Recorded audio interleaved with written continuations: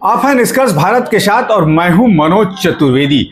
देखिए, दिल्ली में 3 छात्रों की मौत हुई है। उसमें जो है 2 लड़कियां हैं और 1 लड़के हैं, जो सूत्र हमारे बता रहे हैं। जी हां, और ओल्ड राजेंद्र नगर की राव कोचिंग सेंटर की ये घटना है। बेसमेंट में पानी भर गया। आप समझिए, आपकी ये दिल्ली के जो कोचिंग सेंटर हैं, वो भी यूपीएससी की जो तैयारी कराते हैं आईएएस आईपीएस के, वो बेसमेंट तक के में भी बच्चों को रखते हैं और वहां ये घटना घटी है।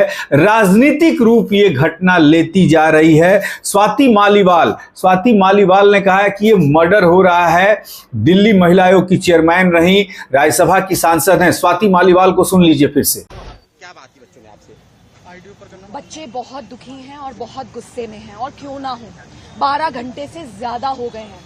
अभी तक ना तो दिल्ली सरकार का कोई मंत्री आया है, ना ही एमसीडी की मेयर आई है, कोई अधिकारी नहीं आया है। इन बच्चों को अपने हाल पे छोड़ा हुआ है। मैं ये मानती हूँ कि ये जो मौत हुई है, ये कोई डिजास्टर नहीं है, ये सीधे मर्डर है। एफआईआर दर्ज होनी चाहिए। ये जितने भी सरकार के बहुत बड़े बड़े नुमाइंदे हैं, इन सब पे एफआईआर होनी चाहिए। सबकी जिम्मेदारी बनती है, नंबर 1।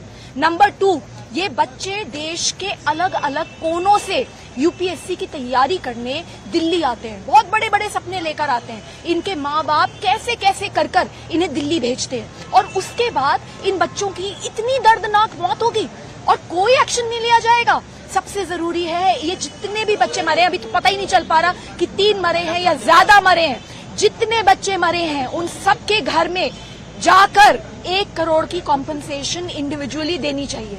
और तीसरी बात, ये जो मंत्री और मेयर ने तो भी कुछ दिन पहले बोला था कि मॉनसून आने वाला है, दिल्ली वाले एंजॉय कीजिए। ये एंजॉयमेंट है? ये जितने भी लोग हैं, इन्हें यहाँ आना चाहिए। मंत्री को तुरंत आना चाहिए, मेयर को तुरंत आना चाहिए। इन बच्चों का गुस्सा झेलना चाहिए और इनसे माफी मांगनी चाहिए। ऐसे दिल्ली नहीं चलेगी। दिल्ली देश की राजधानी है। I am going to raise this very important issue in the parliament. सरकार ने जांच के आदेश दिए, 24 घंटे में रिपोर्ट तलब की है, उसको लेकर क्या कहना है आपका? जांच तो बहुत करवाते ही हैं। एक्शन क्या होता है? अरे क्यों नहीं आते यहाँ पे? क्यों नहीं पुलिस से पूछते कि एफआईआर दर्ज हुई या नहीं हुई? अपने ऊपर एफआईआर करवानी चाहिए इन्हें। ये बैठ के एयर कंडीशन कमरों में बार प्रेस कॉन्फ्रेंस करते हैं। ऐसे दिखाते हैं दिल्ली बहुत शानदार है। कहाँ से शानदार हो रखी है दिल्ली? आप देखिए, गली गली में तो ये इलेक्ट्रिसिटी की लाइनें निकली हुई है। अभी कुछ दिन पहले एक बच्चे को मर्डर हो गया। तो ये कोई तरीका है? ये जांच बिल्कुल बेमानी है। एफआईआर होनी चाहिए, इन सब के ऊपर एक्शन होना चाहिए। और वो काउंसलर कहाँ है? बच्चे बता रहे हैं कि 12 दिन पहले से बार काउंसलर को बोला गया था कि ड्रेनेज सिस्टम खराब है। तो उस काउंसलर की बिल्कुल सीधे जवाबदेही नहीं बनती, और उसके जितने भी ऊपर के लोग हैं, सबकी जवाबदेही बनती। तो सुना आपने, ये सीधी एक मर्डर है। स्वाति मालीवाल ने कहा है। दिल्ली की मेयर शैली ओबराय क्या कह रही हैं इस मामले पर, सुनाते हैं आपको। जिम्मेदार मानती हैं आप? जो सवाल उठ रहे हैं कि एमसीडी की पूरी जिम्मेदारी थी, वहाँ पे डिसिल्टिंग नहीं हुई थी, पानी का बहाव जो आया उसमें बच्चे डूब गए। देखिए, कल एक बहुत ही दुखद घटना हुई। राजेंद्र नगर के एक कोचिंग सेंटर की बेसमेंट में पानी भर गया और कुछ बच्चे ट्रैप हो गए। जैसे ही मुझे इस घटनाक्रम का पता लगा, मैं मौके पर पहुंची। वहां पर देखा कि एनडीआरएफ की टीम जो है ऑलरेडी रेस्क्यू ऑपरेशन कर रही थी, और ये सबसे दुख की बात है कि 3 बच्चों की मौत हो गई। और अब जैसे ही इस घटना के बाद अब मैंने कमिश्नर एमसीडी को एक लेटर लिखा है, जिसमें आप देख सकते हैं कि हमने 2 निर्देश मैंने दिए हैं।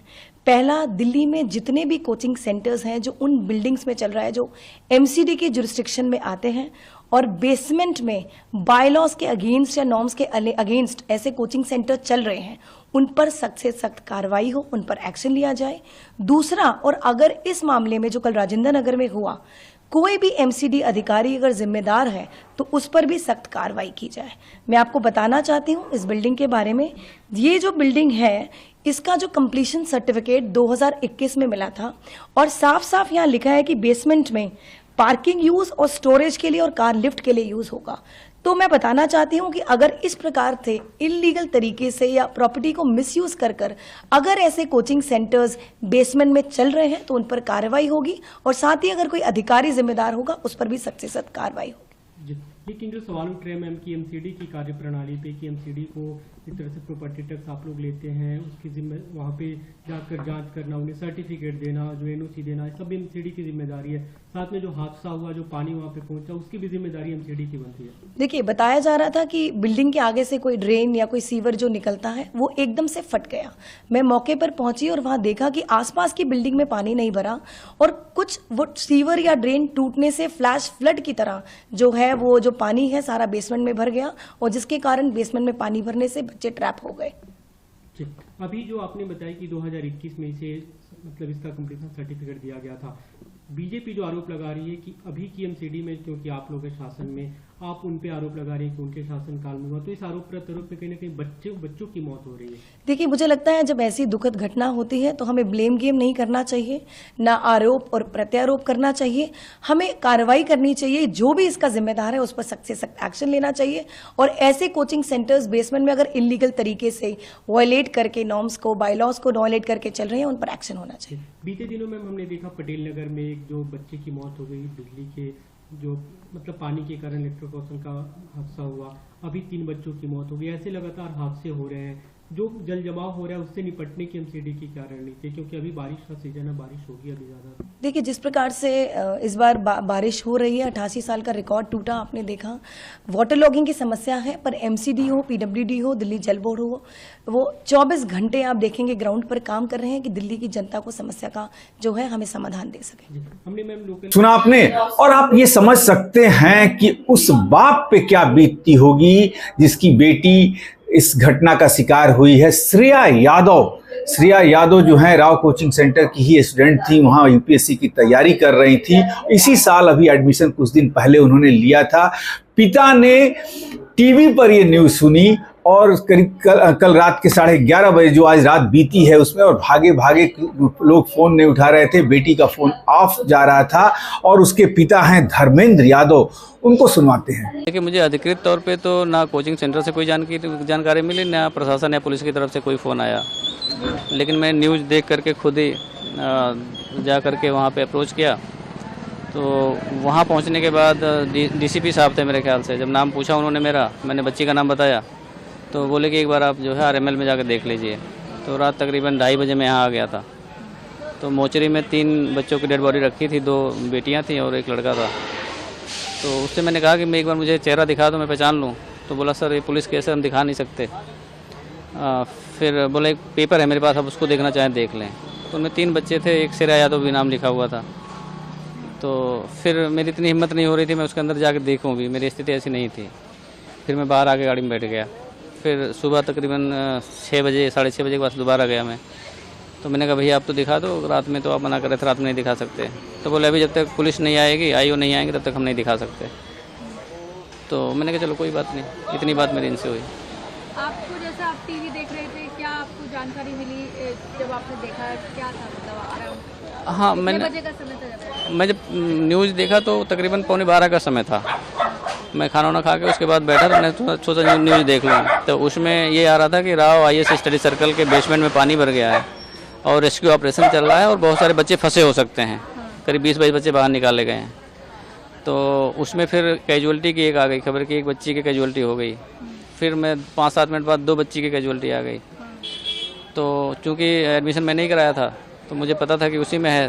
फिर मैं मुझसे नहीं रहा गया, मैंने कहा कि अब मैं जाके देख के आता हूँ। फिर मैं रास्ते में जा कर के कोचिंग वाले को फ़ोन करा और बिटिया का फ़ोन मिला तो उसका फ़ोन बंद आ रहा था। तो कोचिंग वाले को फ़ोन मिला, एक बंदा आ रहा था, एक दूसरा नंबर मैंने मिला, दूसरा मिल गया डीपी सिंह कोई हैं। तो डीपी सिंह से मैंने पूछा, मैंने कहा कि क्या आपके कोचिंग में इस तरह कोई घटना हुई है? बोले हाँ हमारे कोचिंग है, रेस्क्यू ऑपरेशन चल रहा है। तो मैंने कहा मेरी बिटिया का एडमिशन हुआ है श्रेया यादव, क्या वो भी तो नहीं है इसमें? तो बोले सर अभी नाम तो नहीं बता सकता, पर 2 कैजुअलिटी हुई हैं, 3 कैजुअलिटी हुई हैं, 2 बेटी और एक बेटे की हुई है। तो फिर मैं मतलब बहुत ही मिसमैनेज लग रहा था। तो मुझे लगा कि पहले मैं जाके पीजी में देख लूँ उसके, क्योंकि पीजी मैंने दिलाया था, मैंने रखवाया था।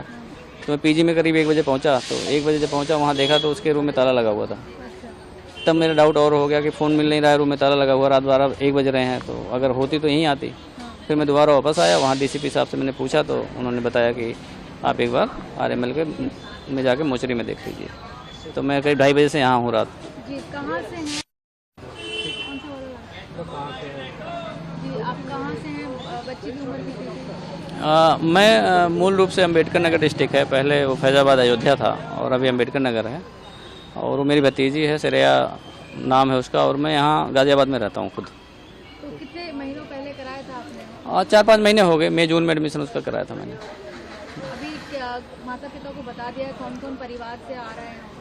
नहीं, आने का तो कोई नहीं आएगा परिवार से जो अम्बेडकर नगर में है। यहाँ पे मेरी सिस्टर रहती हैं और मेरी धर्मपत्नी खुद हैं। बाकी जो मेरे और सर्कल के लोग हैं, मेरा भतीजा रहता है, तो लगभग आधी फैमिली यहीं है, वो सब लोग आ रहे हैं। बाकी गांव वाले जो आने के कारण मैंने उनको मना कर दिया कि हम वापस वहीं आएंगे। क्या कहेंगे, क्योंकि काफ़ी उम्मीदों से आपने आईएएस बनने के लिए भेजा था और ये खबर सुनने को मिली, तो क्या कहेंगे? देखिए मैम, ऐसा है कि इस तरह की घटनाएं जब होती हैं, मतलब किसी वजह से किसी की जान चली जाए, बिना किसी कारण की जान चली जाए किसी की, मतलब बदइंतजामी से, और एक जान की कीमत तो वो जानता है जो माँ बाप जिस बच्चे को पैदा करते हैं, पालते पोसते हैं, बड़ा करते हैं, तो उसकी पीड़ा तो वही जानते हैं। अब जो सिस्टम की जिम्मेदारी है, वो सिस्टम को अपनी जिम्मेदारी को लेना चाहिए। और प्राइमा फेसिया मेरी ये डिमांड है कम से कम कि जो कोचिंग के ओनर हैं उन पे गैर इरादतन हत्या का मुकदमा जरूर दर्ज हो, ताकि जितने और कोचिंग सेंटर्स हैं, चाहे मानक से बनने हैं नहीं बनने हैं, ये तो बात का विषय है, लेकिन कम से कम वो उनकी अपनी जवाबदेही ये हो जाए कि अगर मेरे से कोई लापरवाही होती है या मेरे सेंटर में कुछ ऐसा होता है तो पहली जवाबदेही मेरी हो जाएगी। तो इसको रोका जा सकता है और रोकना चाहिए। ये देश का नुकसान है, कोई किसी एक का नुकसान नहीं है। जैसे आपने एडमिशन कराया था तो आपने देखा था कि जैसी व्यवस्था वहाँ पर है बेसमेंट में से कोई आता है, मान लो मैं यूपी से आ रहा हूँ या बिहार से आ रहा हूँ, तो वो कोई मानक नहीं चेक करता है। जैसे हम अंदर अगर लाइब्रेरी देखने गए तो हम देखेंगे उसमें सिटिंग है कि नहीं है, कंप्यूटर्स हैं कि नहीं है, बुक्स हैं कि नहीं है। आदमी ये देखता है, ये नहीं देखता है कि भाई कितने में बना हुआ है। हम तो ये देखते हैं भाई 20 से लगे 20 लोग बैठेंगे। तो ये तो जो भी कॉम्पिटेंट अथॉरिटी है उनको देखना चाहिए। तो सुना आपने धर्मेंद्र यादव को। धर्मेंद्र यादव ने कहा कि क्या कहा जाए, इसी साल एडमिशन कराया था, फोन बिटिया नहीं उठा रही थी, अभी रात को ही पहुंच गया था, लेकिन पोस्टमार्टम हाउस में डॉक्टरों ने एंट्री नहीं करने दिया, अभी तक बेटी की लाश को नहीं देख पाया हूं। तो अब इसकी जांच होनी चाहिए, क्योंकि कमरों में चल रहे ये आईएएस और आईपीएस को पढ़ाने वाले, कोचिंग की तैयारी कराने वाले ये सेंटर हैं, इस पर भी सरकार को एक ठोस कदम उठाना होगा। ऐसी तमाम खबरों के लिए आप बने रहिए हमारे साथ। नमस्कार।